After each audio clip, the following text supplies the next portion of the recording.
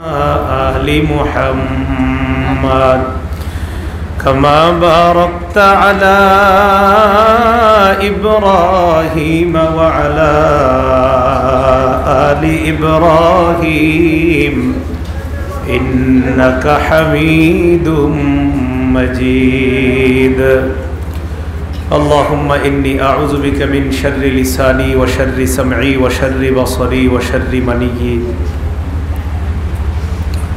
আল্লাহ পাক রব্বুল আলামিনের দরবারে শুকরিয়া আদায় করছি।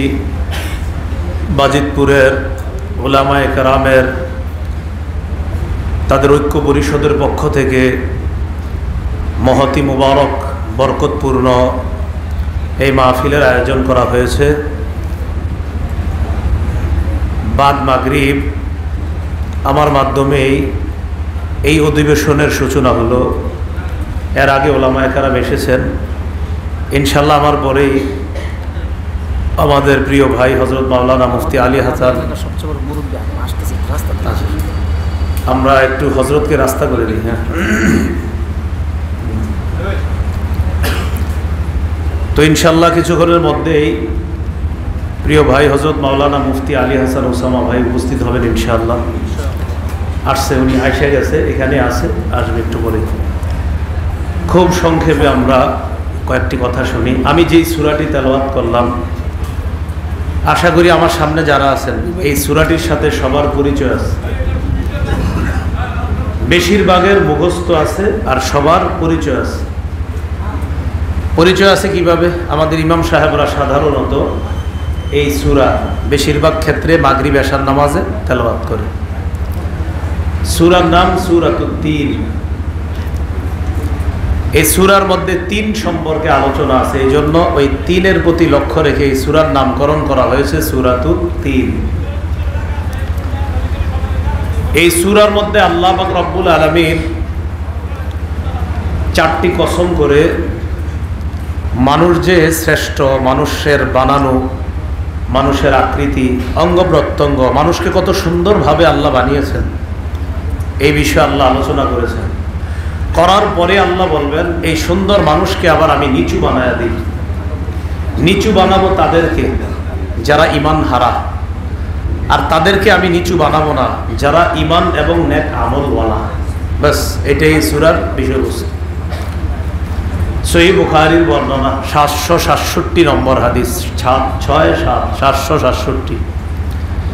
এই হাদিসের বর্ণনাকারী বারা রাদিয়াল্লাহু তাআলা, তার থেকে হাদিসটি বর্ণনা করেছেন আদি ইবনে সাবিত রাদিয়াল্লাহু তাআলা।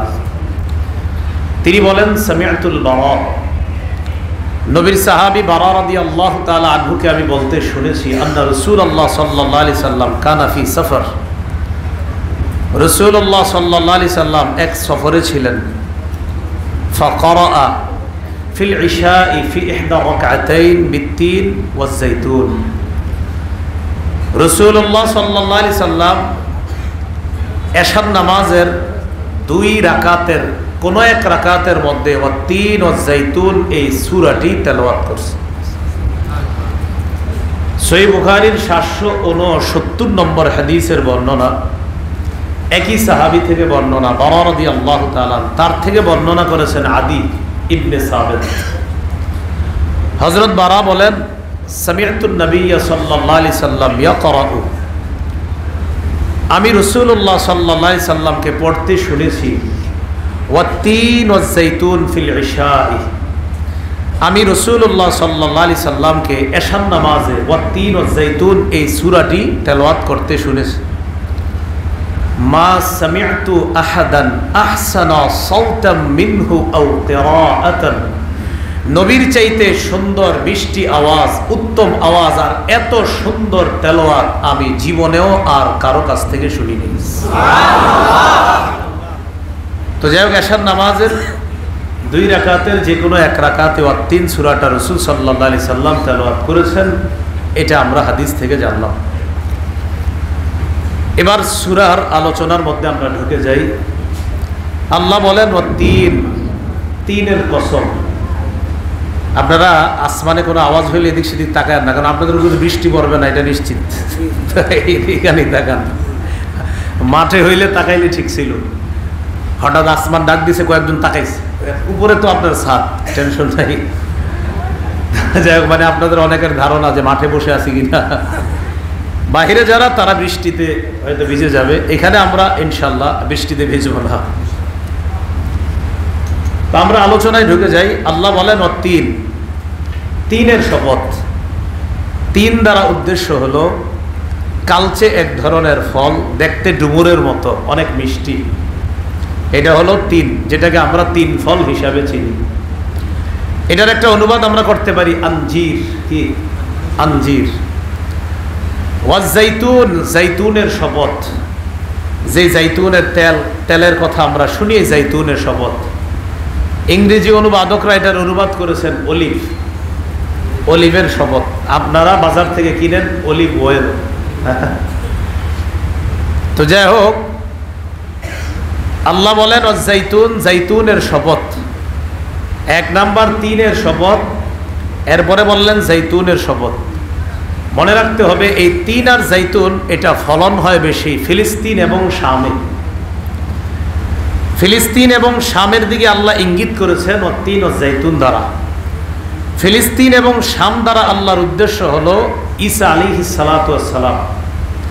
আর ঈসা নবী দ্বারা উদ্দেশ্য হলো ঈসা নবীকে যে কিতাব আল্লাহ দিয়েছেন, ইনজিল কিতাব। তো আল্লাহ বলেন তিন ও জাইতুন, তিনের শপথ, জাইতুনের শপথ। মানে আমি আল্লাহ ওই এলাকার দিকে ইঙ্গিত করলাম যে এলাকায় এই দুটির ফলন বেশি হয়, সেটা হলো ফিলিস্তিন এবং শাম। ফিলিস্তিন এবং শাম দ্বারা উদ্দেশ্য হলো ওই এলাকার বিখ্যাত একজন নবী, জলিলুল কদর নবী হযরত ঈসা আলাইহিস সালাতু ওয়াস সালাম। আর ঈসা নবী দ্বারা উদ্দেশ্য তাকে যে ইনজিল আমি দিয়েছি, ওই ইনজিল। এরপরে আল্লাহ বলেন ওয়াতুরি সিনিন, সিনাই পর্বতের শপথ।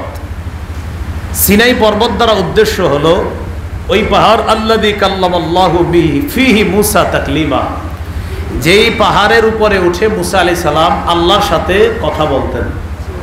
এই হলো তুরে সিনিন। তুরে সিনিন দ্বারা উদ্দেশ্য এই পাহাড়, যেই পাহাড়ে মূসা আলাইহিস সালাতু ওয়াস সালাম আল্লাহর সাথে কথা বলতেন। আর মূসা নবী দ্বারা উদ্দেশ্য হলো মূসা নবীকে আল্লাহ যে কিতাব দিয়েছেন। কোন কিতাব? তাওরাত। কোন কিতাব? তাওরাত। এরপরে আল্লাহ বলেন ওয়াহাদাল বালাদিল আমিন, এবং এই নিরাপদ শহরের শপথ, মক্কার শপথ। এবং এই নিরাপদ শহরের শপথ, সিকিউর সিটি, নিরাপদ শহর। কোনটা? মক্কা। নিরাপদ শহর দ্বারা উদ্দেশ্য, সবাই বলেন আমাদের নবী, আখিরি নবী, শেষ নবী মুহাম্মদ সাল্লাল্লাহু আলাইহি সাল্লাম। তাকে আল্লাহ যেই শহরে পাঠিয়েছেন সেটাই হলো বালাদুল আমিন, নিরাপদ শহর মক্কা। তাহলে হাজাল বালাদুল আমিন, এবং এই নিরাপদ শহরের শপথ। উদ্দেশ্য এই নিরাপদ শহরে যে নবীকে পাঠাইছি। কোন নবী? মুহাম্মদ সাল্লাল্লাহু আলাইহি সাল্লাম। নবী দ্বারা উদ্দেশ্য নবীকে আমি যে কিতাব দিয়েছি, কোরআন। এখন খুব ভালো করে বুঝেন, তিন জাইতুনের শপথ, এর দ্বারা উদ্দেশ্য ফিলিস্তিন, শাম। এটা দ্বারা উদ্দেশ্য ঈসা। আর ঈসা নবীকে যে ইনজিল দিয়েছি, এই ইনজিলের মধ্যেও আমি আল্লাহ বলেছি ওয়াতুরি সিনিন, সিনাই পর্বত দ্বারা উদ্দেশ্য মূসা, আর তাকে যেই কিতাব দিয়েছি তাওরাত, ওই তাওরাতেও আমি আল্লাহ বলেছি ওয়াহাদাল বালাদিল আমিন, এবং এই পবিত্র শহর, নিরাপদ শহর মক্কার শপথ। যে নিরাপদ শহরে মুহাম্মদ সাল্লাল্লাহু আলাইহি সাল্লামকে পাঠিয়েছি আর তাকে দিয়েছি কোরআন, এই কোরআনেও আমি আল্লাহ বলে দিলাম। কি বলে দিলাম? লাকাদ খালাকনাল ইনসানা ফি আহসানি তাকওয়িম। ইনজিলেও বলেছি, তাওরাতেও বলেছি, কোরআনেও তোমাদেরকে বলে দিলাম অবশ্যই আমি আল্লাহ মানুষকে সর্বশ্রেষ্ঠ, সর্বোত্তম, সবচেয়ে সুন্দর অবয়বে, সবচেয়ে সুন্দর আকৃতিতে সৃষ্টি করেছি। এবার আপনাদের পরীক্ষা হয়ে যাক। তাহলে ওয়াত্তিন ও জাইতুন দ্বারা কোন শহর উদ্দেশ্য? ওই অঞ্চল দ্বারা কোন নবী? ঈসা নবী দ্বারা কোন কিতাব? মানুষকে যে আল্লাহ সবচেয়ে সুন্দর আকৃতিতে বানাইছে, এটা কোন কিতাবে আছে? ইনজিল। ওয়াতুরি সিনিন দ্বারা কোন নবী উদ্দেশ্য? তাকে যে কিতাব দিয়েছে আল্লাহ, কি নাম? মানুষকে যে আল্লাহ সুন্দর অবয়বে বানিয়েছেন, এটা কোন কিতাবেও আছে? ওয়াহাদাল বালাদিল আমিন, পবিত্র নিরাপদ শহর মক্কা, এখানে কোন নবীকে আল্লাহ পাঠিয়েছেন? আমাদের নবীকে কোন কিতাব দিয়েছেন? মানুষকে যে আল্লাহ সবচেয়ে উত্তম আকৃতিতে বানিয়েছেন, এটা কোন কিতাবেও আছে? এই তো বুঝছেন, এটা আল্লাহ বলেন অত্তিন ওয়াজ্জাইতুন, তিনের শপথ, জৈতুনের শপথ, ওয়াতুরি সিনিন, সিনাই পর্বতের শপথ, ওয়াহাদাল বালাদিল আমিন, নিরাপদ শহরের শপথ। আমি মানুষকে সবচেয়ে সুন্দর আকৃতিতে বানিয়েছি। আপনি বলবেন হুজুর এটা কোনো কথা? আল্লাহ তিনের শপথ করলো, জৈতুনের শপথ করলো, সিনাই পর্বতের শপথ করলো, পবিত্র শহর মক্কার শপথ করে বলল মানুষকে সুন্দরভাবে বানিয়েছি। আমরা তো বুঝলাম না, মানে এইগুলার শপথ করার মানে কি? আল্লাহ শপথ দ্বারা বুঝাইলেন, তিন জৈতুন দ্বারা বুঝাইলাম ইনজিল কিতাব, তুরে সিনিন দ্বারা বুঝাইলাম তাওরাত কিতাব, হাদাল বালাদিল আমিন দ্বারা বুঝাইলাম এই পবিত্র কোরআন। এই তিনটা আসমানি কিতাবের মধ্যে আমি আল্লাহ বলেছি আমি মানুষকে সবচেয়ে সুন্দর আকৃতিতে সৃষ্টি করেছি। এখন আপনারা এখানে যারা আছেন বাসায় গিয়ে এই কথাটা বুঝাই দিতে পারবেন ইনশাআল্লাহ। আল্লাহ তৌফিক দান করুন। এখন আসি আমরা, আমাদেরকে আল্লাহ সর্বোত্তম আকৃতিতে বানাইছে। কিভাবে আল্লাহ সর্বোত্তম আকৃতি দিলেন? সূরা ইনফিতারের মধ্যে আল্লাহ পাক রব্বুল আলামিন বলেন, ইয়া আইয়ুহাল ইনসান মা গাররাকা বিরাব্বিকাল কারীমিল্লাযী খালাকাকা ফাসাওয়াকা ফাআদালাক ফি আইয়ি সূরাতিন মা শাআ রাক্কাবাক। থামছেন? ফি আইয়ি সূরাতিন মা শাআ, থামলাম, রাক্কাবাক। দেখেন কি বলে, হে মানুষ, কিসে তোমাকে তোমার সম্মানিত রবের ব্যাপারে গাফেল করে, উদাসীন করে, ধোঁকার মধ্যে ফেলে রাখছে, প্রতারণা করে? কিসে তোমাকে তোমার সম্মানিত রবের ব্যাপারে ধোঁকা দেয়, প্রতারণা করে, তোমাকে প্রতারিত করে? কিসে? কোন রব? সম্মানিত রব। সম্মানিত রব কে?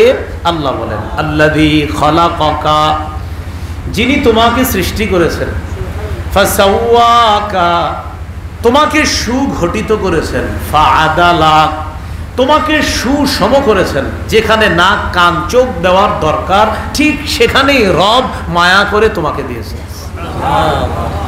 ফি আইয়ি সূরাতিন মা শাআ,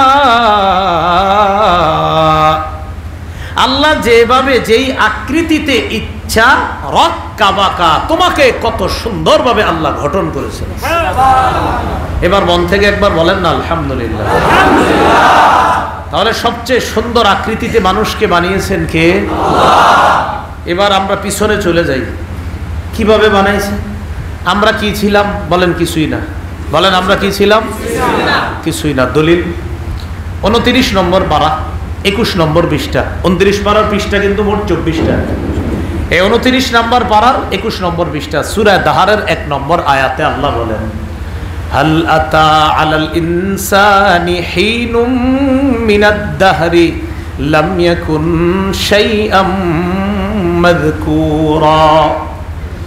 অবশ্যই মানুষের উপর এমন একটা সময় এসেছে, মানুষ উল্লেখ করার মতো কিছুই ছিল না।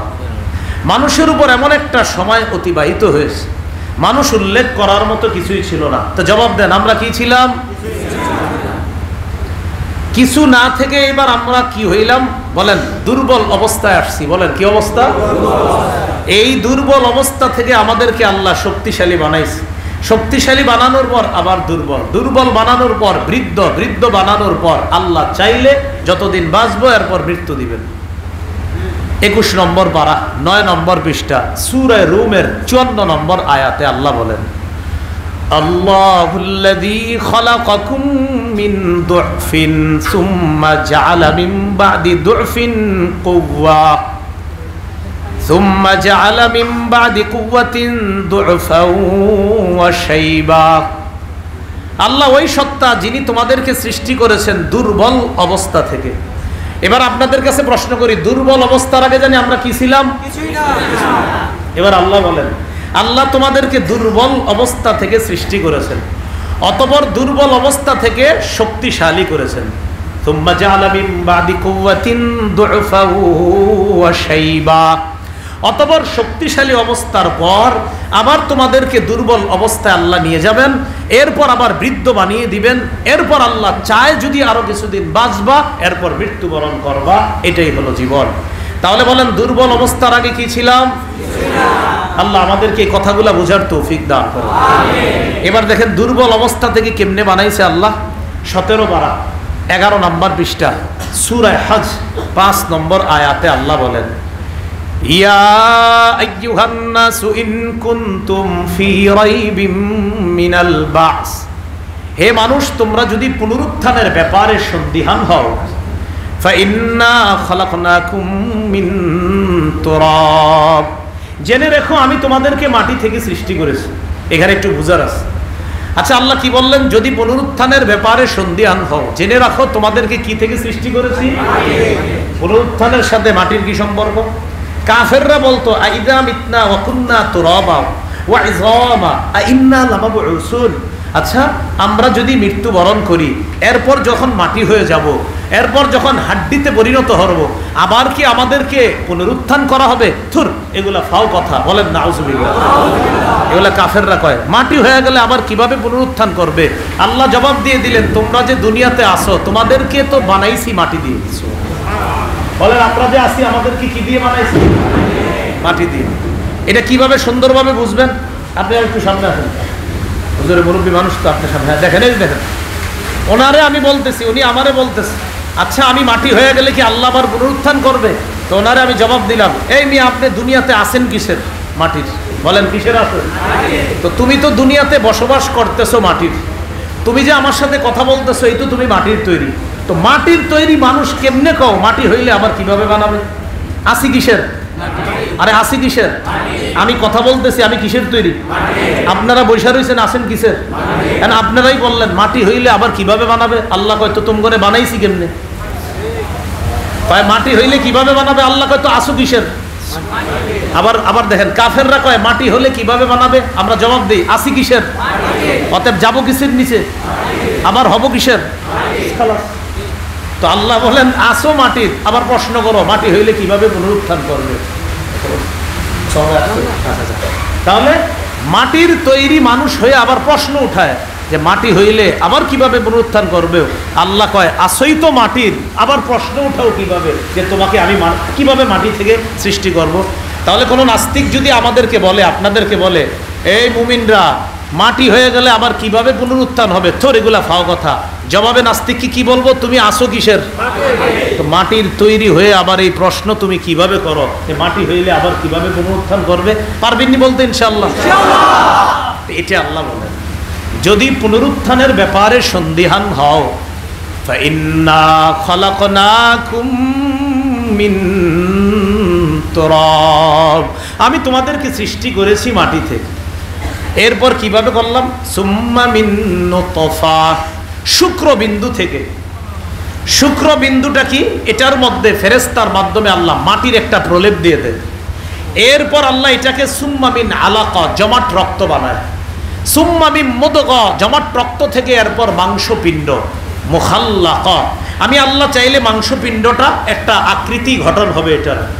অগাইরি মুখাল্লাকা, আমি চাইলে এটার আকৃতি গঠন হবে না। আল্লাহ চাইলে আকৃতি গঠন হবে, আর আল্লাহ যদি চায় না গঠন হবে না, তো হবে না। তখন আমরা বলি, আরে হুজুর বাচ্চাটা নষ্ট হয়ে গেছে। কি বলি? বাচ্চাটা নষ্ট হয়ে গেছে। আসলে আল্লাহ বলে না, মুখাল্লাকা, আমি চাইলে এটার গঠন হবে। অগাইরি মুখাল্লাকা, আমি যদি না চাই গঠন হবে না। বলেন, বাচ্চা পেটে বড় হওয়া না হওয়া কার ইচ্ছা? এরপর আল্লাহ বলেন, লিনুবাইয়িনা লাকুম, আমি আল্লাহ এটা করি তোমাদেরকে বয়ান করার জন্য, বর্ণনা করার জন্য, স্পষ্টভাবে তোমাদেরকে বোঝানোর জন্য। ওয়া নুকিররু ফিল আরহামি মা নাশাউ ইলা আজালিম মুসাম্মা। এরপর ওই মাংসপিণ্ডটা যতদিন ইচ্ছা নির্দিষ্ট একটা সময় পর্যন্ত মায়ের রেহেমের মধ্যে আমি আল্লাহ রেখে দিই, স্থির করে রেখে দিই।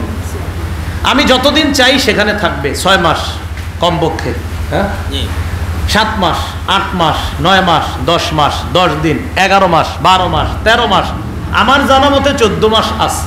6 মাস মানে 14 মাস যে একটা বাচ্চা হয়েছে দুনিয়াতে, এরকম আমি একটা বাচ্চার কথা জানি, এই জন্য আমি 14 পর্যন্ত থামলাম। আপনারা আরো বেশি জানলে আপনারাও ভেবেন। আল্লাহ জানে কতদিন মায়ের পেটে থাকবে। তো আমি একটা শিশুর ব্যাপারে জানি যে 14 মাস পরে মায়ের পেট থেকে দুনিয়াতে আসছে। সাধারণ নিয়ম 10 মাস 10 দিন, ঠিক আছে, কিন্তু আল্লাহ চাইলে 9 মাসে হয়ে যাবে, 8 মাসে হয়ে যাবে, আবার আল্লাহ চাইলে 11 মাস থাকবে, 12 মাস থাকবে, 13 মাস থাকবে। আর 14 মাস ছিল এটা আমার জানা আছে, আরো বেশি ছিল কিনা আমি এখনো জানি না। যদি কেউ জানেন সমস্যা নেই, বলে দিবেন। আচ্ছা, যাই হোক, তো আল্লাহ রব্বুল আলামিন বলেন অনুকিররু ফিল আরহামি মা নাশাউ ইলা আজালিম মুসাম্মা সুম্মা নুখরিজুকুম তিফলা। এরপর আমি আল্লাহ তোমাদেরকে তোমাদের মায়ের পেট থেকে শিশু অবস্থায় বের করি। বলেন কি অবস্থা? আমাদেরকে যখন শিশু অবস্থায় আল্লাহ বের করে তখন অবস্থা কি ছিল? সূরা নাহাল ৭৮ নম্বর আয়াত ১৪ নম্বর পারা আল্লাহ বলেন ওয়াল্লাহু আখরাজাকুম মিন বুতুনি উম্মাহাতিকুম লা তা'লামুনা শাইআ। আল্লাহ তোমাদেরকে তোমাদের মায়ের পেট থেকে বের করেছে এমন অবস্থায় যে তোমরা কিছুই জানতা না। ওয়া জাআলা লাকুমুস সামআ, আল্লাহ তোমাদেরকে শ্রবণ শক্তি দিলেন, ওয়াল আবসারা, দৃষ্টি শক্তি দিলেন, ওয়াল আফইদা, অনুধাবন শক্তি, অন্তর দান করলেন। কেন? লাআল্লাকুম তাশকুরুন, যাতে তোমরা শুকরিয়া আদায় করতে পারো। এই যে কান দিয়ে আমার কথাগুলো শুনতেছেন, চোখ দিয়ে আমাকে দেখতেছেন, আপনারা দেখার জন্য মসজিদে দাঁড়ায় রয়েছেন, দোতলায় কেউ যাইতেছেন না। কেন? যে হুজুর না দেখলে মজা পাই না, ঠিক না কথা না? এটা আমি বুঝি ভালো করে। তো এই জন্য দেখেন, এই যে আল্লাহ দেখার যে শক্তিটা দিছে, এই নিয়ামত কে দিছে? তো আল্লাহ বলেন ওয়া জাআলা লাকুমুস সামআ, শ্রবণ শক্তি দিলাম, ওয়াল আবসারা, দৃষ্টি শক্তি দিলাম, ওয়াল আফইদা, আমার কথাগুলো বুঝার জন্য অন্তর, অনুধাবন শক্তি, এটার জন্য আমি তোমাদেরকে অন্তর দিলাম। কেন? লাআল্লাকুম তাশকুরুন, যাতে আল্লাহর শুকরিয়া আদায় করতে পারো। মন প্রাণে আমি যে শুনতেছি, আমি যে দেখতেছি, আর আমি যে বুঝতেছি, এই কারণে একদম দিল থেকে একবার সবাই শুকরিয়া আদায় করি, আলহামদুলিল্লাহ। কেন? শুনতেছি, দেখতেছি, বুঝতেছি, শুনতেছি, দেখতেছি, বুঝতেছি। আল্লাহ কয় তো একটু শুকরিয়া আদায় করো না, দেখতেছো, শুনতেছো, বুঝতেছো, তো একটু শুকরিয়া আদায় করো, আলহামদুলিল্লাহ। তাহলে আগে বলেন, দুর্বল অবস্থার আগে কি ছিলাম? ছিলাম। এরপরে আল্লাহ বানাইলেন, উত্তম আকৃতি দিলেন, সুষম ঘটনা আমাদেরকে করলেন। এটাই আল্লাহ বললেন লাকাদ খালাকনাল ইনসানা ফি আহসানি তাকওয়িম। এখন গুরুত্বপূর্ণ আয়াতের দিকে যাচ্ছি, মন দিয়ে শুনেন। সুম্মা রাদাদনাহু আসফালা সাফিলিন, এরপর আমি এই সুন্দর মানুষটাকে হীনতাগ্রস্তদের মধ্যে সবচেয়ে হীন পর্যায়ে পৌঁছায় দিই। কি হইল কথাটা? মানুষকে বানাইছি কিভাবে? সবচেয়ে সুন্দর আকৃতি দিয়ে। এই মানুষ দ্বারা উদ্দেশ্য ইমানদার বেঈমান সবার। বেঈমানরা আল্লাহ সুন্দরভাবে বানাইছে, ইমানদারকে সুন্দরভাবে। মানুষ বাচ্চা দুনিয়াতে আসছে, আল্লাহ সবাইকে সুন্দরভাবে বানাইছে, মানুষ সুন্দরভাবে আল্লাহ বানাইছে। এবার আল্লাহ বলেন এই সুন্দর মানুষটাকে আমি আল্লাহ হীনতাগ্রস্ত যারা, তাদের মধ্যে সবচেয়ে হীন বানায়া দিই। এবার আমার সাথে বলেন, হীন হবে তারা। বলেন, হীনতাগ্রস্তদের অন্তর্ভুক্ত হবে তারা, নিচু শ্রেণীর অন্তর্ভুক্ত হবে তারা, ঈমান হারা যারা। এবার এক অংশ আমি, বাকি অংশ আপনারা বলেন তো, হীনতাগ্রস্তদের অন্তর্ভুক্ত হবে কারা? নিচু শ্রেণীদের অন্তর্ভুক্ত হবে কারা? সবচেয়ে সুন্দর আকৃতি বিশিষ্ট মানুষটা নিচু শ্রেণীদের অন্তর্ভুক্ত হবে। ওই সুন্দর মানুষটার মধ্যে নিচু শ্রেণীদের অন্তর্ভুক্ত হবে কারা? এটাই সুম্মা রাদাদনাহু আসফালা সাফিলিন, নিচু শ্রেণীদের অন্তর্ভুক্ত আমি করে দিব এই সুন্দর মানুষটা। তো এটা কারা? যারা ঈমান হারা। এবার বুঝেন আরেকটা ব্যাখ্যা। যৌবনে যারা আছি আমরা, যৌবনে রূপ লাবণ্য আমাদের থাকে, চেহারার মধ্যে একটা যৌবনের ভাব থাকে, লাবণ্য কাজ করে। এই মানুষটা যখন বৃদ্ধ হয়ে যাবে, বয়স্ক হয়ে যাবে, তখন আর তার ওই রূপ যৌবনটা থাকে না। তাহলে বলেন তো, ইমানদার বৃদ্ধ হয় কিনা? আচ্ছা, বেঈমান বৃদ্ধ হয় কিনা? তাহলে ইমানদারও বুড়া হয়, বেঈমানও বুড়া হয়। ইমানদারও রূপ লাবণ্য যৌবনের রংগুলা হারায়, বেঈমানও যৌবনের রং হারায়। হারানোর পর বেঈমান যখন মারা যাবে, সে আর তার এই যৌবন কখনো ফিরে পাবে না। কিন্তু ইমানদার মারা যাওয়ার পর সে যখন জান্নাতি হবে, তার দুনিয়ার ওই সর্বশ্রেষ্ঠ উত্তম আকৃতি আবার সে ফিরে পাবে। সুম্মা রাদাদনাহু আসফালা সাফিলিনের আরেক ব্যাখ্যা করলাম। তাহলে বলেন তো, নিচু শ্রেণী হীনতাগ্রস্তদের অন্তর্ভুক্ত হবে কারা?